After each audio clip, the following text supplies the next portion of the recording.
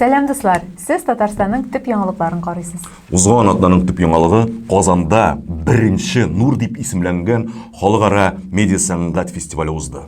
Бу турыда тапшыруны сіз Татарстан News каналыбызда карый алачаксыз. Алла бирсен. Әлегә узган атнаның төп яңалыкларын сөйлик.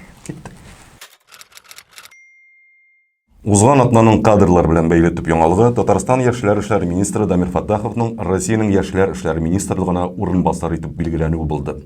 Тагын бер татар Мәскәүгә китте. Яшьләр эшләре министры булып бездә Тимур Сөләйманов билгеләнде.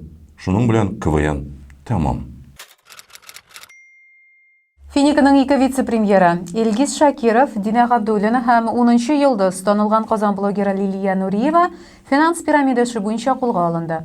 Бу яңалыктан күңелгә җылы йөгерде. Хәзер Антарес һәм Френдекс буенча эшләр ачуны көтәбез.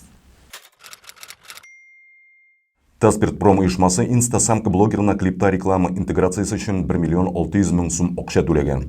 Бу кадрда алкогольне 8 секунд дәвамында күрсәтеп алу өчен. Татар эстрадасының яртысы безнеңчә моны бушка да эшләр иде. Бартыр шартларында инде әлбәттә.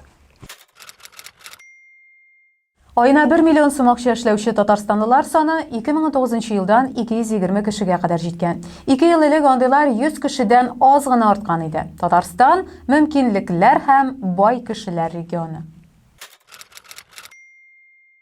Узган атна фаҗигале хәлләр белән дә истә калачак. Норильск янында МЧС башлыгы Зиничев һәлак булды. Путин аңа герой исемен бирү турында белдерде. Франциядә кино тарихында бөек актерларның берсе Жан-Поль Бельмондо вафат булды. 20дән артык кеше Казанның инфекцион дәваханәсенә агуланып эләккән. Барысы да Эклер кондитер кафесында ашаган булган. Үйләрендә генә ашаган булсалар, берни дә булмас иде.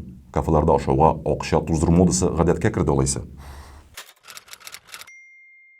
Соңгы 2 атнада төрле мәгълүматны табарга ярдәм итүче Telegram ботларының артып китүе турында хәбәр итәләр.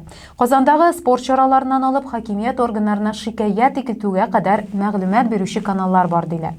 Ботларның барлыгын яңа гына белеп, моның өчен тендер ала алучылар өчен шиксез шатбыз.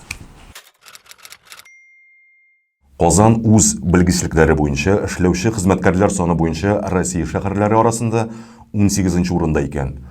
Бу бик сәер рейтинг бугай. Казан берничектә беренче эш урыннан арткарак урнаша алмый. 2 тапкыр Стэнли кубогы иясе. Түбән Кама хоккей клубында тәрбияләнгән Михаил Сергачев туган шәһәренә НХЛның төп трофеен алып кайткан. Коронавирус аркасында 2нче ел рәттән кубоксыз кала ала идек дә бит, әмма быел уңыш безнең яклы булды.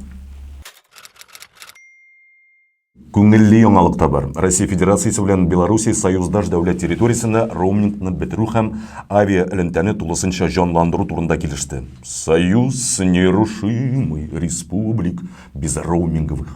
Аны хәтта татарча җырларга иде инде. Нет, җырлармаска иде инде. Сезгә сөйләнәсе яңалыклар шушылар иде. Әлегә сау булып торыгыз.